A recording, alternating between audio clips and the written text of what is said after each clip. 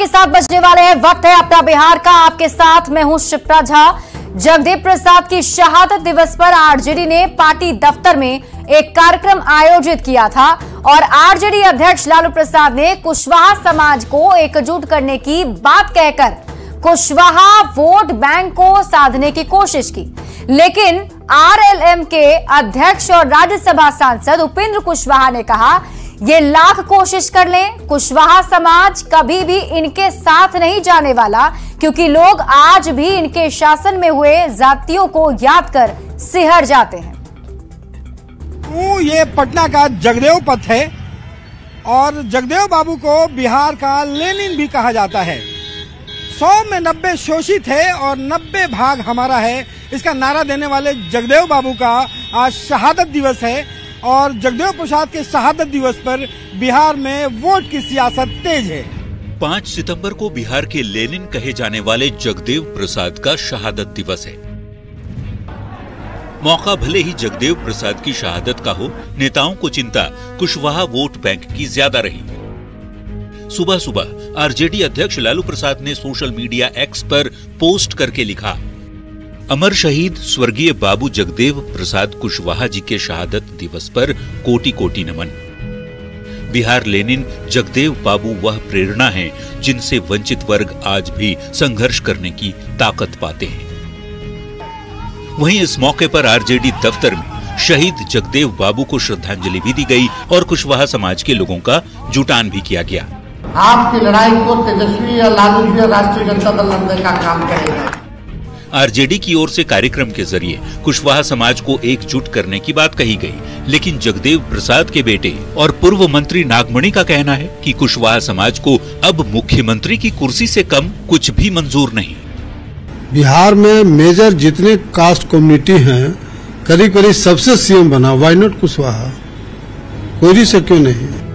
वहीं कुशवाहा समाज के बड़े नेता और राज्यसभा सांसद उपेंद्र कुशवाहा ने कहा, ये लाख कोशिश कर लें, कुशवाहा समाज कभी भी इनके साथ नहीं जाने वाला, क्योंकि लोगों को इनके कार्यकाल में हुई ज्यादतियां अभी भी याद हैं। सबको मालूम है, लोगों ने भुगता है ना, इनकी सरकार रहते हुए क्या क्या होता रहा है, तो लोगों ने भुगता है और उसको लोग कैसे भूल जाएंगे। सिर्फ कुशवाहा समाज नहीं, जो भी वंचित समाज के लोग हैं, गरीब गुरबा लोग हैं, सब लोगों ने भुगता है, देखा है, तो लोग भूल नहीं पाएंगे कभी उनके इस रवैया को। तो इसलिए कुछ भी कोशिश कर लेंगे, उसका कोई परिणाम नहीं निकलेगा। लोकसभा चुनाव के समय से ही विपक्षी गठबंधन इंडिया की नजर कुशवाहा वोट बैंक पर है। इंडिया ने कोयरी जाति के 7 उम्मीदवारों को मैदान में उतारा, उसमें से आरजेडी के 3 कुशवाहा उम्मीदवारों में से 1 की जीत हुई, जबकि सीपीआई एमएल के राजा राम सिंह काराकाट से चुनाव जीत गए। हालांकि लव कुश समीकरण का कुश यानी कुशवाहा नीतीश कुमार की सोशल इंजीनियरिंग का हिस्सा रहा है और आरजेडी की लाख कोशिशों के बावजूद कोयरी कुर्मी समाज ने 2024 के लोकसभा चुनाव में एनडीए गठबंधन को अपना 67% वोट दिया था। न्यूज 18 के लिए पटना से रवि एस नारायण और दिल्ली से अमितेश सिंह के साथ ब्यूरो रिपोर्ट। तो विधानसभा चुनाव से पहले एनडीए और इंडी अलायंस में कुशवाहा वोट बैंक को लेकर दावेदारी जारी है।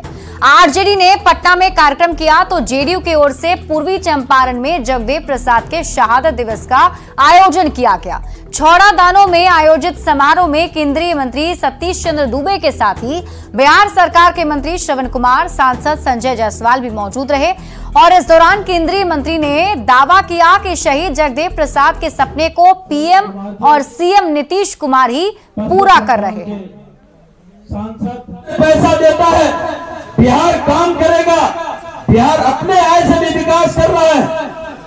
अब सब लोगों की सहयोग चाहिए। दिल्ली में मोदी जी की सरकार, एनडीए की सरकार और बिहार में नीतीश कुमार और एनडीए की सरकार 2025 में भी बनाइए, तब जाके देखिए विकास और आगे और गति से बढ़ेगा। तो कुशवाहा वोट बैंक साधने की लालू प्रसाद और तेजस्वी यादव की रणनीति पर जेडीयू के राष्ट्रीय प्रवक्ता राजीव रंजन ने कहा है कि कुशवाहा समाज का बड़ा वर्ग नीतीश कुमार के साथ है और हमेशा उनके साथ ही रहेगा। तेजस्वी जी की जो चिंता है वो बिल्कुल स्पष्ट है, इसलिए कि वो लंबे समय तक चुनाव के बाद मुख्य धारा की राजनीति से अलग थलग रहे हैं। विदेश प्रवास और कई बार वो जहां होते हैं उसकी जानकारी भी जनता को नहीं होती है। उन्होंने फिर से कोशिश की है लोगों को साधने की, लेकिन जो बिहार को लेकर और नीतीश कुमार जी की कार्यशैली को लेकर जो उनकी करिश्माई छवि है, जो उनकी लोकप्रियता है, वो केवल किसी एक जाति विशेष तक सीमित नहीं है। उनको पूरे बिहार का समर्थन मिला है और इसीलिए ये इस तरह के संवाद से कोई बहुत बड़ा फर्क नहीं होगा। कुशवाहा जाति के मतदाताओं के एक बड़े वर्ग ने बराबर नीतीश कुमार जी का साथ दिया है और आगे भी देंगे। बढ़ते आगे, आरजेडी की तरफ से अपने कार्यकर्ताओं को हरे गमछे की जगह हरी टोपी या बैज का इस्तेमाल करने का निर्देश दिया गया है। अब इस पर सियासत शुरू हो गई है। बीजेपी प्रदेश अध्यक्ष दिलीप जायसवाल ने पलटवार करते हुए कहा कि हरे गमछे की वजह से आरजेडी के एक आपराधिक छवि वाले लोगों की पहचान हो जा रही थी और इसलिए अब सावधानी बरतते हुए हरे गमछे के इस्तेमाल पर रोक लगा दी गई है। अब गमछा पर रोक काहे लगाई तो वही बताएंगे। सतर्क हो रहे हैं, सावधान हो रहे हैं कि कहीं जितना गड़बड़ी में लोग पकड़ा रहे हैं उनका, तो उनको लग रहा है कि सब बच के रहे। नेता प्रतिपक्ष तेजस्वी यादव की 10 सितंबर से कार्यकर्ता संवाद कार्यक्रम पर निकल रहे हैं और इस कार्यक्रम में तेजस्वी यादव ने हरा गमछा पर बैन लगाते हुए कहा है कि यात्रा के दौरान कोई भी पार्टी का नेता या कार्यकर्ता हरा गमछा पहनकर न आए। तेजस्वी यादव के इस बयान पर उप मुख्यमंत्री विजय कुमार सिन्हा ने आरजेडी पर हमला करते हुए कहा कि आरजेडी एक संस्कृति है जो अराजकता, भय और समाज के अंदर उन्माद पैदा करता है। विजय कुमार सिन्हा ने कहा कि इनके गमछा और मुरेठा को देखते ही लोग इनकी पहचान कर लेते हैं। संस्कृति है जो अराजकता, भय और समाज के अंदर उन्माद पैदा करता है। इनके गमछा और मुरेठा को देखते ही लोग इनकी पहचान कर लेते हैं। वो रंग भेद, जाति भेद, क्षेत्र भेद वो करते रहेंगे। जनता जान गई है कि जो अराजकता उत्पन्न करता है वह असुर है और असुर कभी मानवता के हित में नहीं हो सकता। वहीं बीजेपी की ओर से हरे गमछे पर बोले जा रहे हमले पर आरजेडी और कांग्रेस के नेताओं ने भी पलटवार किया है। क्या कुछ कहना है आपको दिखाते हैं। दल जनता और जनता की उम्मीदों पर, जनता के सवालों पर, जनता के मुद्दे पर पूरी तरह से एकजुट होकर के जनता के लिए खड़ी है। और जिस तरह की राजनीति भारतीय जनता पार्टी करती रही है, सबसे पहले तो उसका जो छवि है वो किसी से बताने की आवश्यकता नहीं है। उसका छवि है समाज में नफरत पैदा करना, समाज में माहौल ख़राब करना। जबकि राष्ट्रीय जनता दल हमेशा सामाजिक न्याय, धर्मनिरपेक्षता और भारत की जो गंगा जमुनी तहजीब है, जो गंगा जमुनी संस्कृति है, उसको मजबूत बनाना।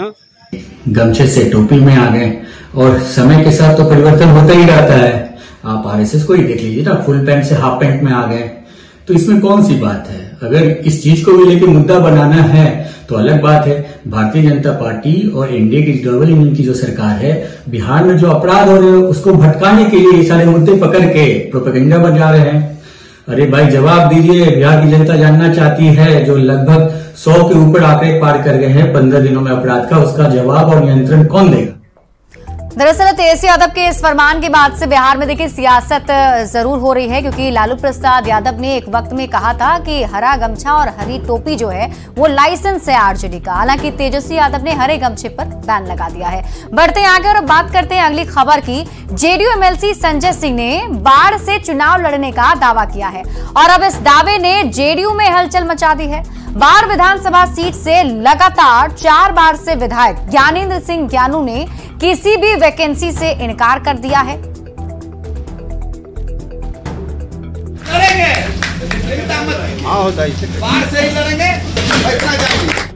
जेडीयू एमएलसी संजय सिंह ने बाढ़ विधानसभा क्षेत्र से चुनाव लड़ने का खुला ऐलान कर दिया है।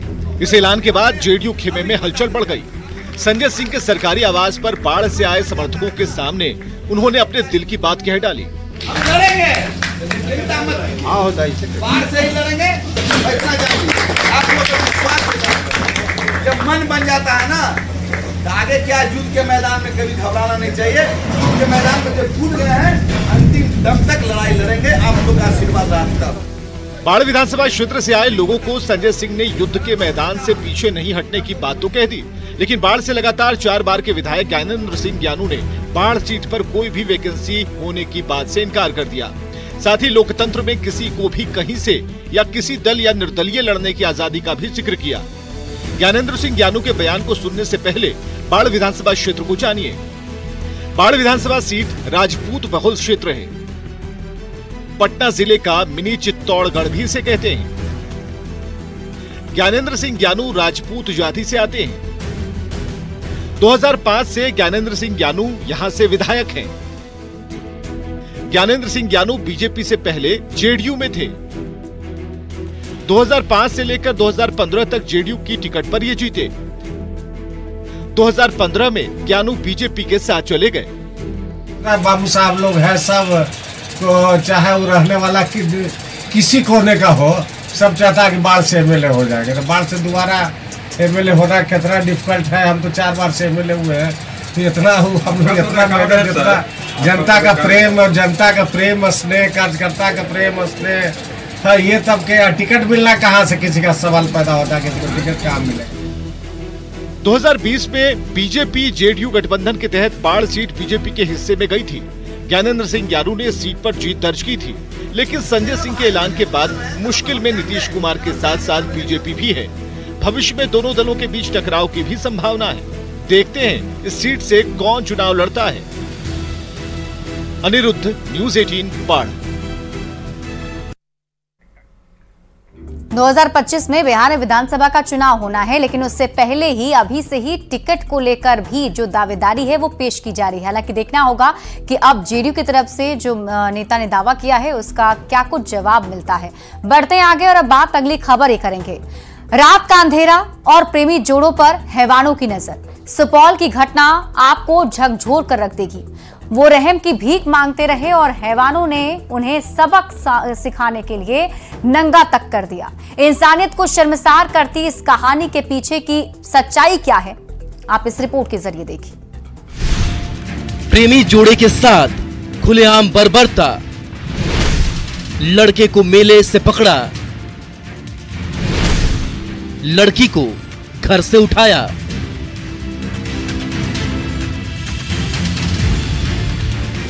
सुपौल के करजाइन की घटना ने सभ्य समाज पर बड़ा प्रश्न चिन्ह खड़ा कर दिया है, जहां एक प्रेमी जोड़े के साथ ऐसा हुआ कि आपका दिल दहल उठेगा। रात का वक्त और लड़की को उठाकर लड़के ले गए। पहले लड़के को मेले में पकड़ा, उसको पकड़कर रखा गया। लड़के के साथ मारपीट हुई, फिर उसकी प्रेमिका को भी लड़के से जबरदस्ती फोन करवाकर घर के दरवाजे पर बुलाया। जैसे ही वह पहुंची, उसके मुंह पर कपड़ा डालकर उसे जबरदस्ती पास के एक स्कूल में ले जाया गया। वहां दोनों के साथ मारपीट की गई और दोनों के कपड़े उतार दिए गए और अश्लील हरकतें करते हुए वीडियो बनाया गया। उठा करके लाया गया हमको स्कूल पे लाया गया।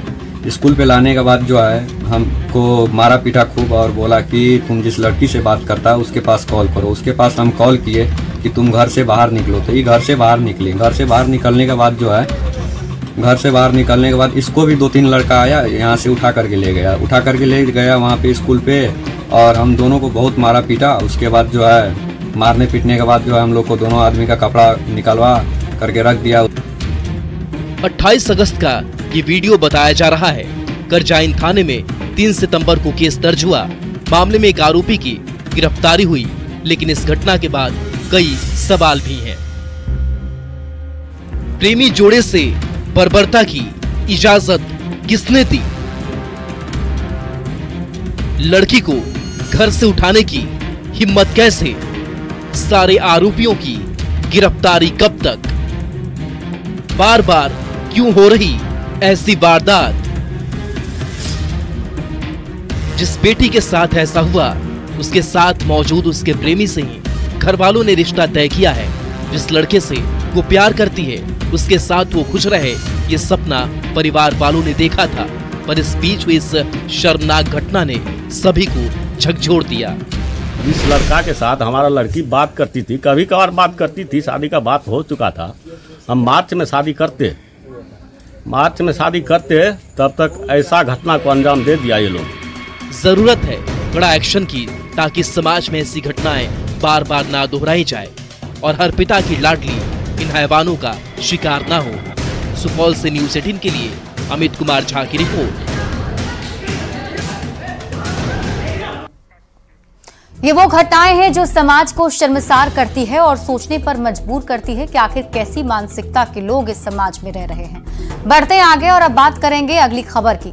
बिहार में कोसी और गंगा नदी एक बार फिर से तबाही मचाने के लिए तैयार है। नदी में कटाव तेज होने की वजह से कई गांवों पर अब खतरा मंडरा रहा है और ग्रामीणों को पानी का कटाव देखकर बाढ़ का डर सताने लगा है।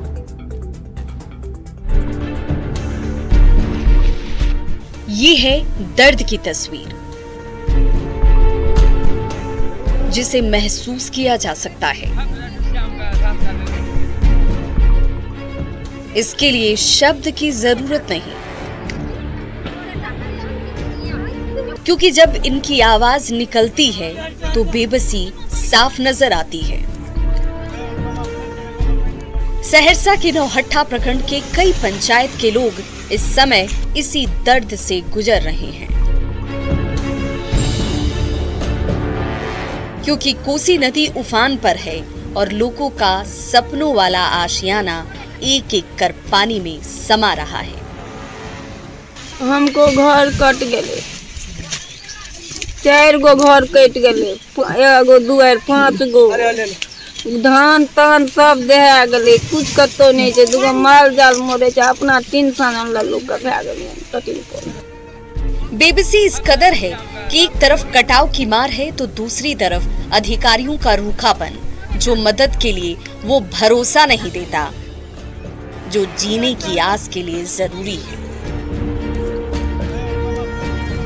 हम लोग को जो है परेशानी इतनी ही है, जो हम लोग गरीब लोग हैं, खाने पीने का कोई अथी नहीं व्यवस्था है। कोई प्रशासन लोग भी नहीं आए हैं कहीं से, न बीडीओ आए हैं न सीओ आए हैं, कोई भी नहीं आता है। हम लोग बेकल है। ये हालात सिर्फ एक जिले का नहीं है, बल्कि भागलपुर के सबौर प्रखंड के निचले इलाके की भी यही स्थिति है, जहां गंगा जैसे सब कुछ तबाह करने पर आमादा हो। तेजी से कटाव काल बनकर इनके खेत और खलियान को लील रहा है और मजबूर मसादू गांव के लोग खुद अपने हाथों अपना आशियाना तोड़ने को मजबूर हैं। गंगा काट रहा है, जितना बच सकता है बचा रहे हैं। ईंट बचा रहे हैं। अब क्या कीजिएंगे, जो है तो वही बचाएंगे सर। जमीन तो कट के जा ही रहा है गंगा में। अच्छा, घर भी अब कट जाएगा। अब घर कटने वाला ही है।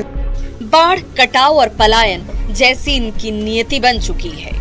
जरूरत है इस समस्या के स्थायी निदान की। न्यूज़ 18 के लिए सहरसा से कुमार अनुभव और भागलपुर से विकास कुमार सिंह की रिपोर्ट।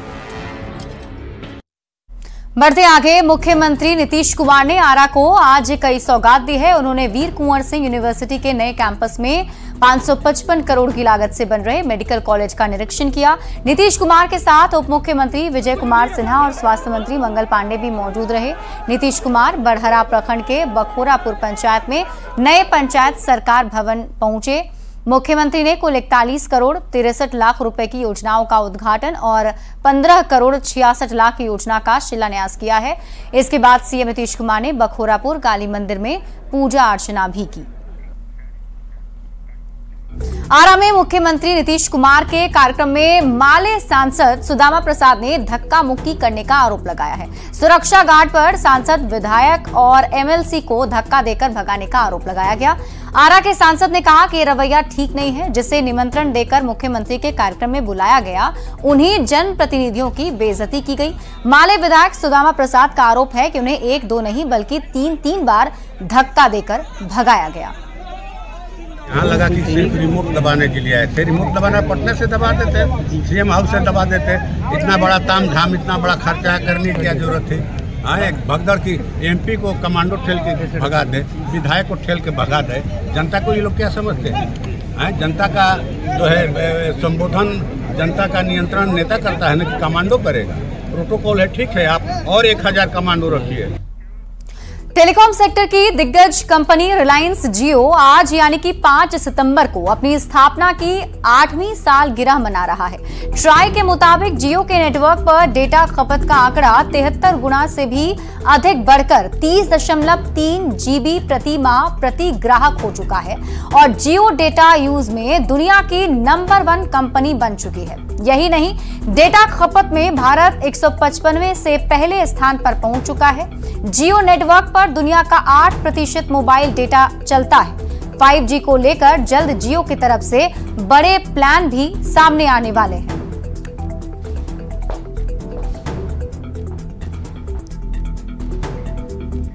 और फिलहाल इस बुलेटिन में अभी के लिए बस इतना ही। आप देखते रहिए न्यूज़ 18 बिहार झारखंड।